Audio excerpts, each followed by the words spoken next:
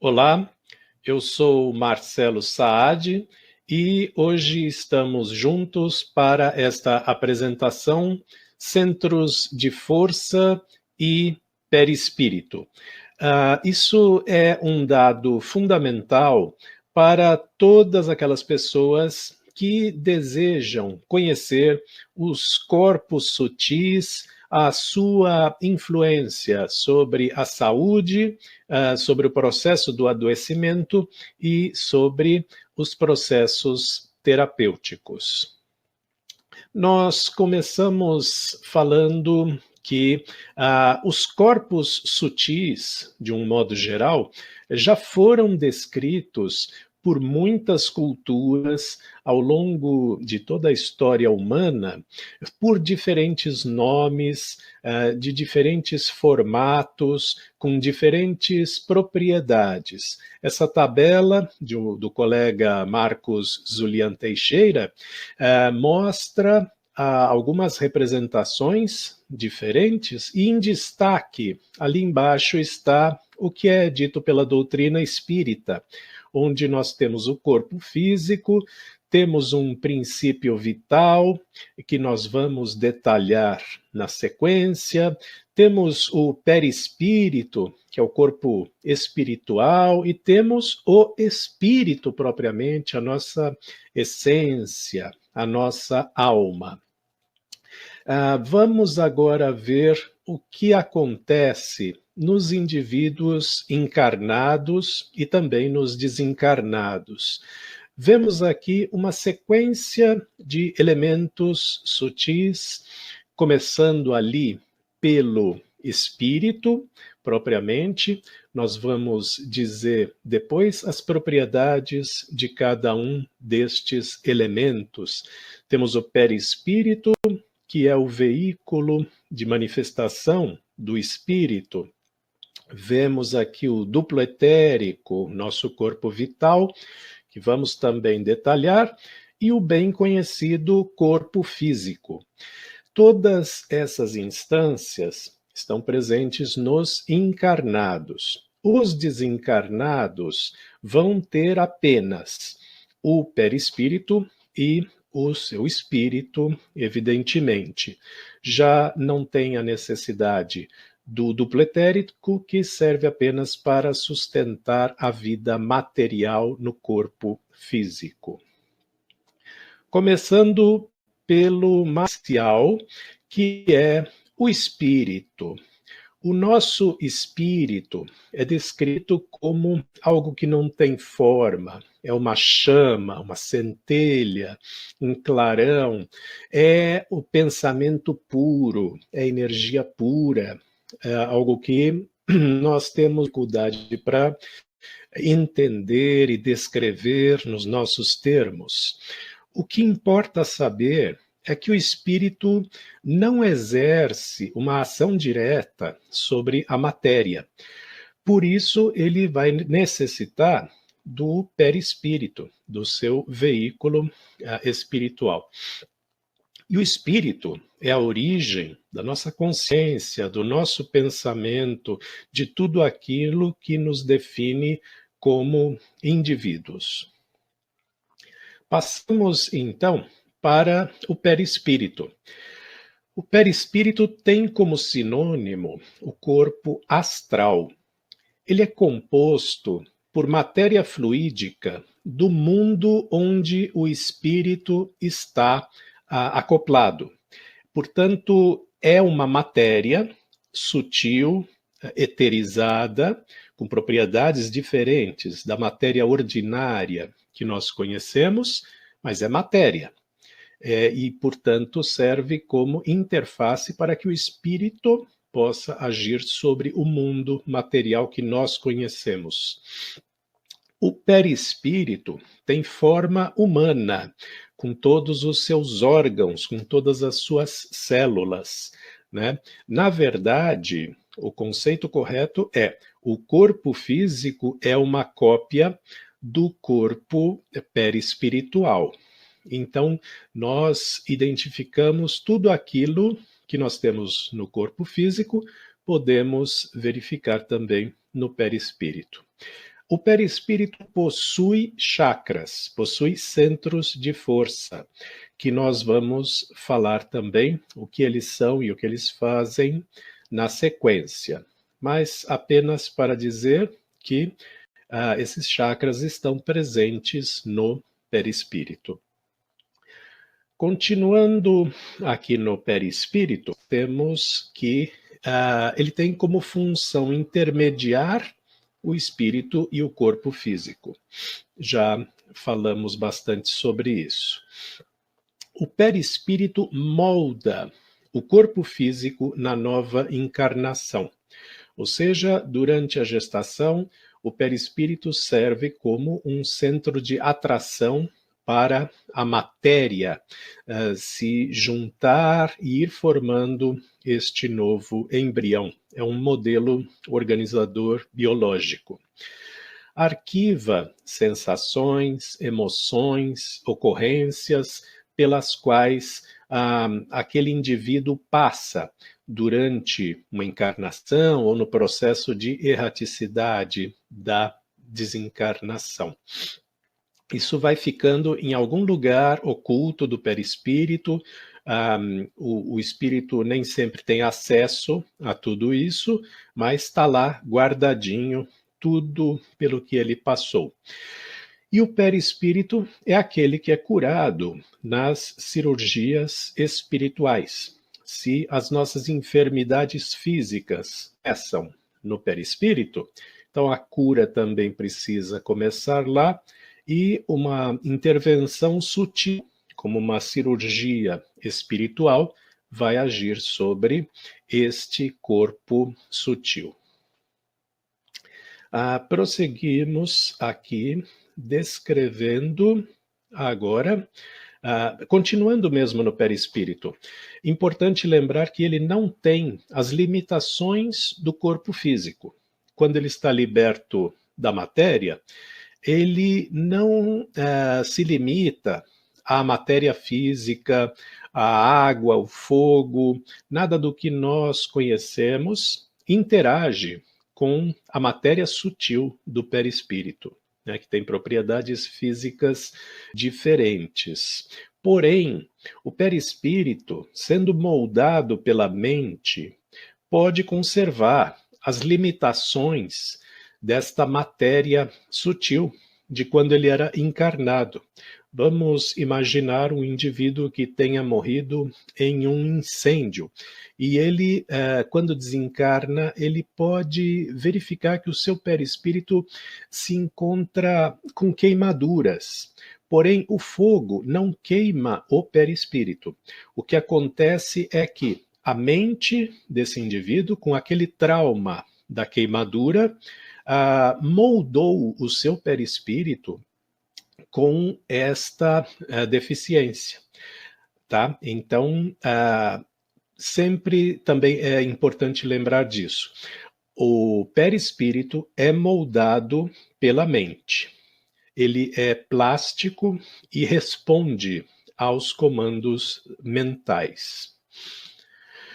E falando nisso, vamos mostrar aqui uma instância ligada ao espírito, mas que está muito ligada também ao perispírito, ao chakra coronário, que é o nosso corpo mental. É uma área associada fortemente ao perispírito, é a sede da nossa consciência, já que ela é tão etérica no espírito propriamente, a manifestação dessa consciência se dá no nosso corpo mental, né? Está ligado ao centro de força coronário, aquele do topo da cabeça, e está relacionado à forma do perispírito, como eu falei anteriormente. A plasticidade do perispírito obedece aos comandos da mente. Passamos a este outro corpo sutil, o duplo etérico. Ele tem como sinônimo corpo vital. Ele é composto de bioenergia chamado de prana, de chi, dos mais variados nomes em várias culturas ao longo da história humana. Também chamamos de ectoplasma, ou seja, é aquela energia que sustenta a vida física. Ele tem forma humanoide. Se nós pudéssemos vê-lo, nós veríamos este vulto, esta sombra, que não tem os órgãos, as células que o perispírito tem. É uma massa de energia com um formato humanoide. E ele também possui chakras, possui os seus centros de força para o armazenamento e a distribuição desta energia por todo o ser. O duplo etérico tem como função absorver, armazenar e distribuir esta energia que sustenta a vida. Essa energia que vem do cosmos, que vem da alimentação, que vem da respiração de diversas naturezas. Isso fica estocado, distribuído e processado no duplo etérico. O duplo etérico também tem esta função de projeção de energia. Nós lançamos energia para outras pessoas, para o nosso meio ambiente, e tanto para cura quanto para dano, né? O passe usa um pouco de infusão do duplo etérico, mexe com a distribuição desta energia. E também no mal olhado ou em outras formas de lesão, quando eu causo um adoecimento numa outra pessoa, é esta projeção do duplo etérico. O tempo de vida nosso, físico, material, é determinado pelo duplo etérico, pelo nosso quantum de energia. Quando essa energia não é suficiente para sustentar a vida física, o corpo morre. Então, nós podemos aumentar este nosso quantum de energia através de práticas como repouso adequado, alimentação saudável, práticas respiratórias e meditativas. E nós podemos gastar precocemente também se nós abusarmos de hábitos nocivos. E o que acontece com essa massa de energia depois do desencarne? Ela retorna ao fluido universal, da mesma forma que os componentes do meu corpo se desagregam e vão voltar para a natureza. Falamos dos chakras ou centros de força anteriormente, que estão presentes no perispírito e no duplo etérico. O nome chakra, em sânscrito, significa roda, e é um conceito relacionado ao hinduísmo. Já existia na Índia antiga este conceito de centros de força relacionados às nossas capacidades físicas, mentais e espirituais. Esses centros de força, na forma portuguesa, né, são mencionados por André Luiz, mas não por Kardec. Então, vamos desfazer este mal-entendido. O fato de Kardec não ter citado em sua obra não significa que esses centros de força não possam fazer parte do conhecimento espírita. Isso só seria verdade se Kardec negasse formalmente a existência dos centros de força.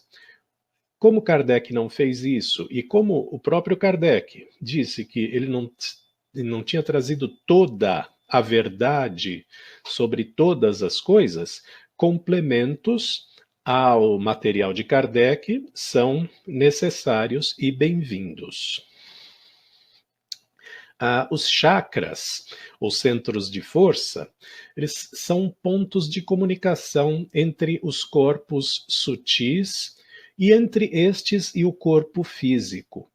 todo o trânsito de informações, de energia, de vibrações, se dá através destes canais, principalmente, né? Porque o trânsito acontece em toda a extensão do ser, mas principalmente por estes canais.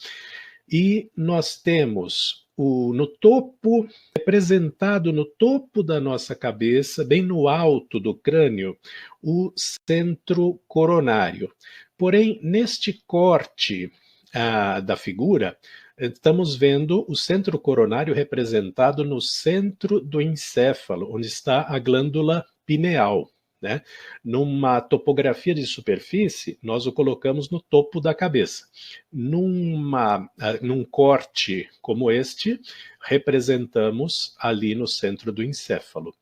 À frente dele, nós temos o chakra frontal, aquele tipo terceiro olho, né, representado entre as sobrancelhas, numa anatomia topográfica, e neste corte representativo está associado ao nosso córtex pré-frontal do cérebro, onde são tomadas as atitudes de raciocínio e de decisões. Temos outros chakras ao longo do nosso corpo, o chakra laríngeo, né? O cardíaco, gástrico, esplênico, até chegarmos ao chakra básico, ali na base da pelve. Mas nós vamos descrever principalmente esses dois superiores, o coronário e o frontal. Temos aqui uma representação do perispírito, onde vemos o chakra coronário ali no topo da cabeça e as suas conexões com os outros chakras. A função do chakra coronário no perispírito é fazer a integração espírito-perispírito. É o ponto de toque, né, desses dois corpos sutis. Está relacionado aos nossos pensamentos, às nossas reflexões, às nossas compreensões. Pode-se dizer que ele é uma estação central do perispírito, da mesma forma que uma estação rodoviária grande, de lá partem e chegam diversos ônibus que vão para diversas cidades, fazendo ali também no coronário é um grande centro de troca de informações. Portanto, ele supervisiona outros chakras, ele determina o funcionamento dos outros. E aqui no frontal nós temos a condição de juízo, reflexão, análise, aquela coisa superior nossa, nossos pensamentos sublimes, que nos distinguem realmente dos outros animais. Outra representação dos chakras seria como eles atuam no corpo físico. Não é que o corpo físico tenha chakras, mas temos ações dos chakras no corpo físico. O coronário vai agir sobre o tálamo e o hipotálamo no nosso encéfalo, determinando nosso metabolismo. Portanto, esse funcionamento nervoso que controla funções involuntárias relacionadas à nossa sobrevivência está sob a ascendência do coronário. O coronário sustenta todo o sistema nervoso, o seu equilíbrio, o seu funcionamento, e do sistema nervoso partem os comandos para virtualmente todos os órgãos e todas as funções do nosso corpo. Essa é a importância do coronário. O chakra frontal, também bastante importante, está ligado ao córtex cerebral, nossa parte cognitiva, nossa atividade mental manifestada no sistema nervoso. Temos a glândula hipófise, relacionada a hormônios, muito importantes também. é aqui no frontal que o pensamento vira ação física. É onde aquilo que partiu do espírito vai atingir o sistema nervoso e vai se manifestar numa atitude do indivíduo. E leva à harmonia dos órgãos e das funções. Depois disso, cada chakra vai ter uma função específica que nós não vamos detalhar nesta apresentação. Vamos fazer, então, esta compreensão do perispírito em todas as suas fases, desde o princípio de uma reencarnação, durante esta encarnação, no desencarne e após o seu desencarne, como ele se manifesta no mundo espiritual. Durante a nova encarnação, a gente sabe que a ligação entre o espírito e o embrião é um processo lento e progressivo, que começa na concepção, onde o óvulo se junta com o espermatozoide, formando uma nova célula, é dali que começa o novo ser, a ligação já começa ali, vai se processando lentamente. Neste processo, os pensamentos e as lembranças do reencarnante vão se apagando lenta e progressivamente. O perispírito vai agindo então como uma forma do futuro corpo físico, atraindo para si a matéria, determinando quais células vão migrar para qual posição do embrião. Aqui está uma representação desse processo reencarnatório. À esquerda nós temos a representação do perispírito. Este corpo sutil vai lentamente perdendo as suas propriedades. A mente fica entorpecida, a forma do perispírito também vai se apagando lentamente.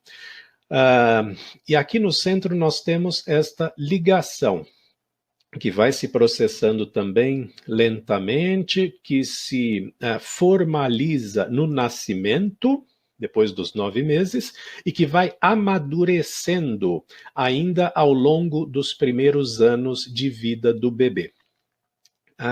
E paralelamente, nós temos à direita a evolução do conjunto corpo físico e corpo perispiritual.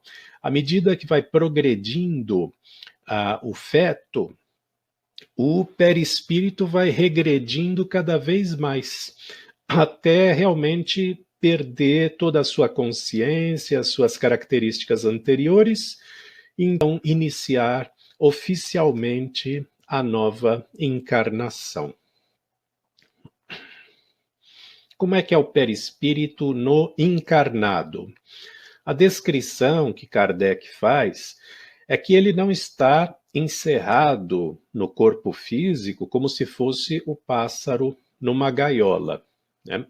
O nosso perispírito tem uma certa liberdade e ele se desdobra, ou seja, ele fica independente do corpo físico durante o nosso sono comum ou durante estados alterados de consciência, como o transe mediúnico, onde o perispírito pode deixar o corpo físico. Porém, durante a encarnação, mesmo que o perispírito deixe temporariamente o corpo físico, continua ligado a ele pelo chamado cordão de prata. É a ligação flexível, elástica do perispírito com o corpo físico que acompanha este perispírito e que ainda o mantém ligado ao corpo. Vemos então aqui uma representação de como é que se processa tudo isto. Tá? Desconfigura um pouquinho, mas vai ser fácil de entender. Bem no topo dessa figura, nós temos o espírito, já descrito como algo muito etérico, muito sutil, de difícil compreensão. tem uma ligação do espírito com o nosso corpo mental. Essa instância que está muito relacionada ao perispírito. Tudo que estiver ali em azulzinho é perispírito, né?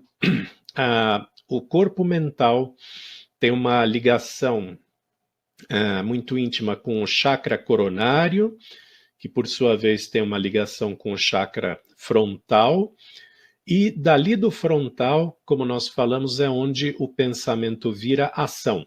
Vai se manifestar no nosso universo físico através de um estímulo no sistema nervoso. Aqui já estamos no corpo físico. Esta área mais bege, amarronzada abaixo.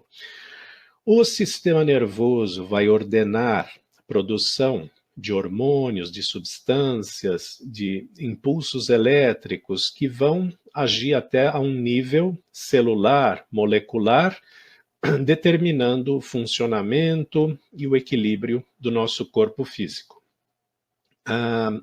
Portanto, essa é a via de ida, né, de como é que o espírito chega até as nossas mais íntimas instâncias, como as células e as nossas moléculas.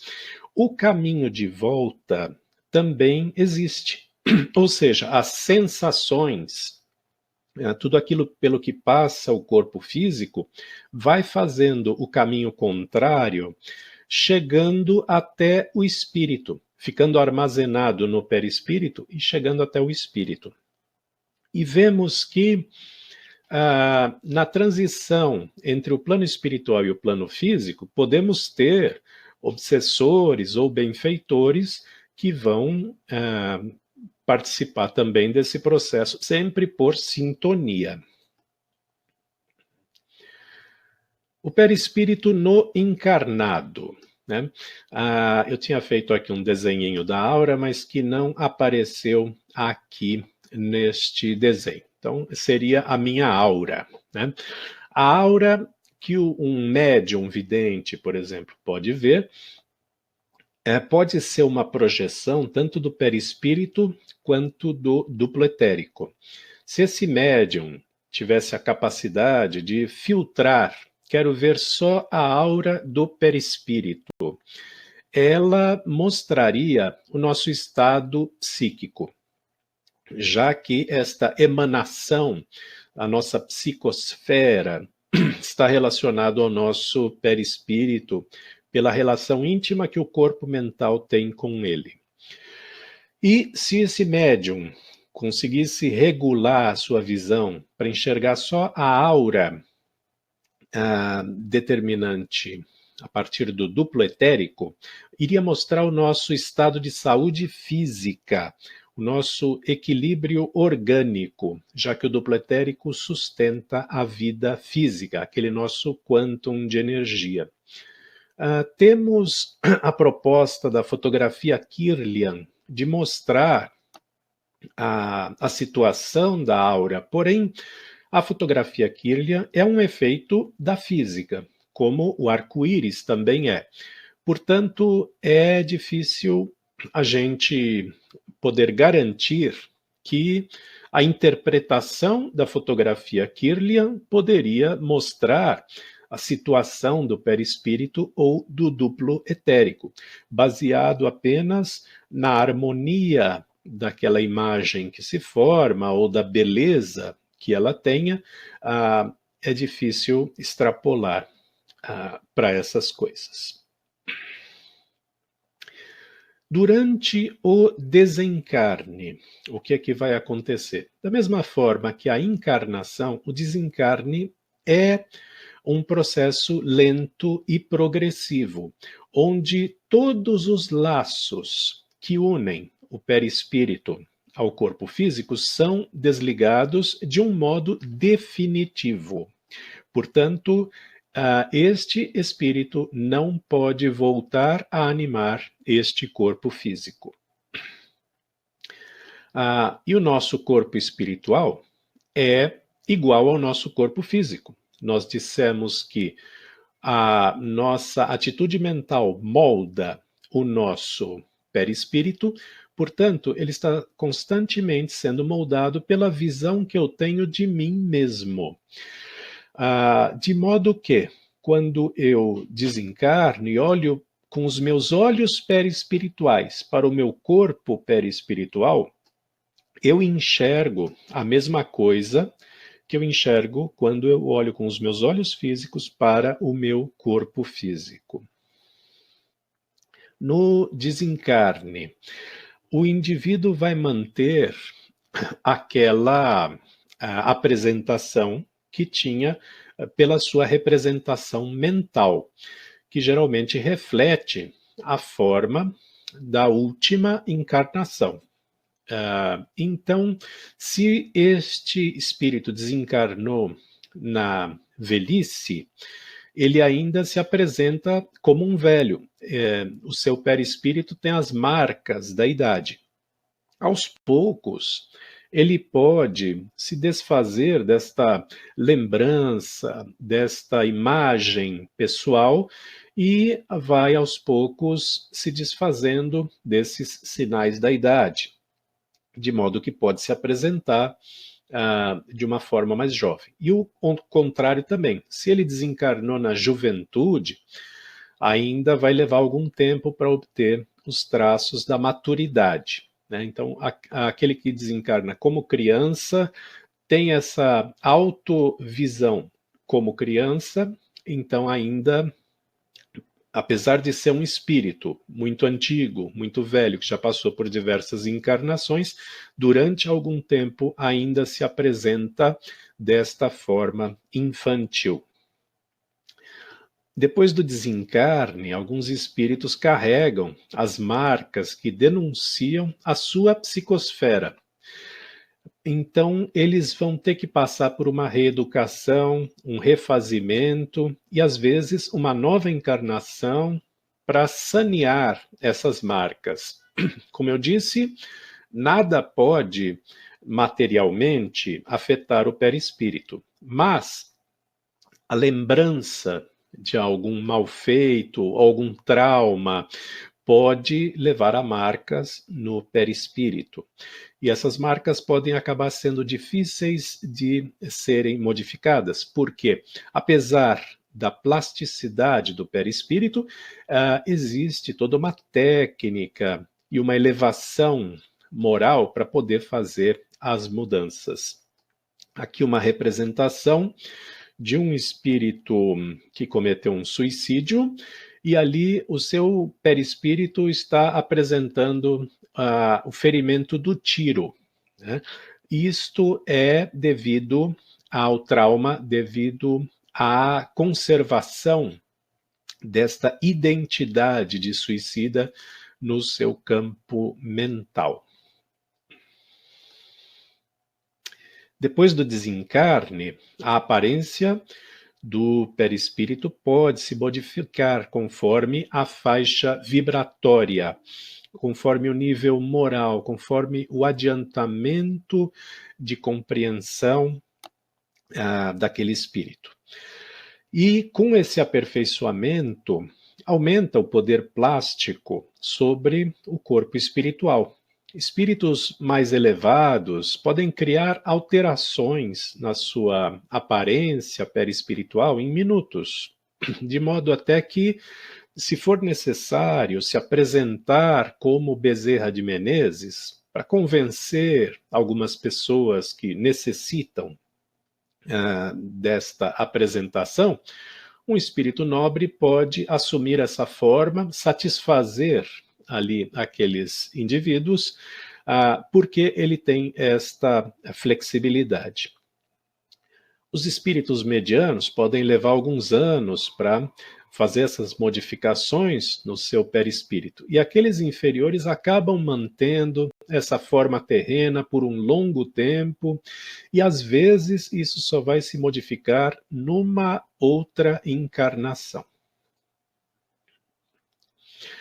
Temos aqui que depois do desencarne, o espírito vai se apresentar como homem ou como mulher, refletindo o seu psiquismo. Ou seja, aquela afirmação do tipo, eu sou uma mulher presa no corpo de um homem, que algumas pessoas podem expressar, depois do desencarne fica bastante evidente. Se ele realmente se identifica com o gênero feminino, a sua apresentação no mundo espiritual pode ser de mulher, e vice-versa também, se for o gênero invertido. Então, se esse indivíduo reencarnou na forma invertida à do seu estado mental, por prova ou tarefa, ele então pode conservar no seu íntimo a identificação com o gênero oposto, e quando ele desencarna, ele fica liberto dessa feição que portava na Terra e, portanto, vai expressar plenamente o seu psiquismo, a sua vida mental. E como é que é a forma do perispírito após cada encarnação? Na próxima encarnação, eu vou ter formatos e propriedades do meu perispírito que sejam úteis a essa nova encarnação. E a aparência é readaptada à nova genética. Então, veja, eu não sou parecido com a minha última encarnação ou com outras anteriores. Eu sou parecido com a minha mãe, porque a genética preponderou naquele momento em que o espírito estava se desfazendo das suas propriedades durante o processo reencarnatório. Então, veja, na última encarnação, eu posso ter sido uma menina chinesa com uma deficiência, alguma coisa totalmente diferente do que eu apresento agora.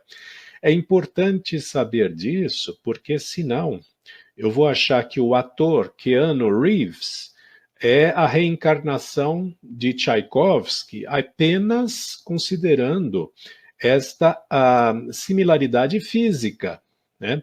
Ou que o ator Anthony Hopkins é a reencarnação de Sócrates, também porque se parecem.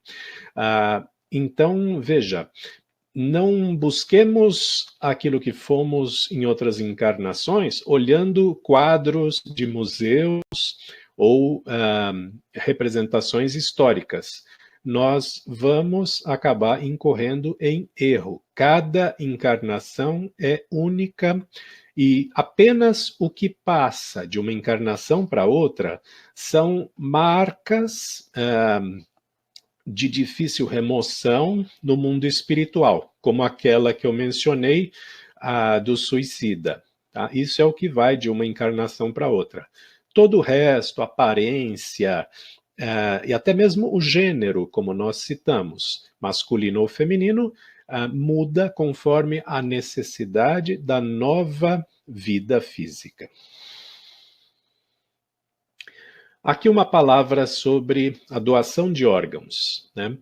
É importante lembrar e termos, como espíritas, um discurso bastante alinhado de que não existe mutilação no perispírito quando existe uma mutilação no corpo físico. Isso é importante porque existe um mito de que Chico Xavier não era favorável à doação de órgãos e ele era um não doador de órgãos. Tem até essa carteirinha de identidade de Chico Xavier, que me parece uma falsificação grosseira, mas mesmo que ele realmente fosse um não doador, o fato é que Chico recusou propostas inoportunas para que o seu cérebro fosse estudado ou para que a sua morte virasse um espetáculo. A contribuição dele para a humanidade é a sua obra e não o que acontece com partes do seu corpo. Mas algumas pessoas ficaram com a pulga atrás da orelha e falaram: ah, se o Chico não quer doar órgão, é porque ele sabe de alguma coisa, então eu também não quero doar. Isso não procede. Isso mostra um desconhecimento de tudo aquilo que o Espiritismo traz. Não existe esta mutilação, esse órgão não faz falta e os laços durante o processo de desencarne, mesmo que ainda estejam sendo desfeitos, eles não transmitem impulsos de dor para o espírito que está desencarnando. Se assim fosse, toda autópsia seria extremamente traumática para o espírito. Então, o espiritismo deveria proibir as necrópsias, as autópsias. Como isso não acontece, tirar um órgão para doação não tem problema. Portanto, nós vamos nesse processo evolutivo, conhecemos esses corpos vitais, esses corpos subtis, descrevemos essas instâncias todas relacionadas aos espíritos ligados aqui à Terra. Mas temos outros reinos ainda desconhecidos, reinos angelicais, reinos crísticos, muitos outros até chegar à perfeição, e tudo o que nós descrevemos aqui se refere à nossa condição humana de espíritos nessa faixa de necessidades que nos irmana. Como conclusão desta apresentação, nós temos que os corpos sutis têm as suas características próprias, no encarnado e no desencarnado, têm as suas funções, as suas descrições. Os processos de reencarnação, processo de desencarne, também envolvem mudanças na apresentação, na função desses corpos sutis, e estas particularidades influenciam os estados de saúde física, saúde mental e saúde espiritual. Portanto, o conhecimento de todas essas características vai nos ajudar a ajudar as pessoas que nos procuram. Termino aqui com esta frase que está na lápide de Benjamin Franklin. Isso é fato mesmo, não é só figurinha de Facebook, é checado. Tá? Está escrito, aqui jaz o corpo, e esse grifo é meu, o corpo de Benjamin Franklin, livreiro, editor, como a capa de um livro velho, despedaçado e despido de seus títulos e dourados, entregue aos vermes. Mas a obra, grifo meu também, não está perdida, pois aparecerá mais uma vez em nova e elegante edição, revista e corrigida pelo autor. Então, Benjamin Franklin provavelmente já intuía sobre a existência destes corpos sutis e sabia que a essência está nestas características e não no nosso corpo. Eu agradeço pela atenção e fico à disposição para trocarmos mais conhecimentos. Um abraço.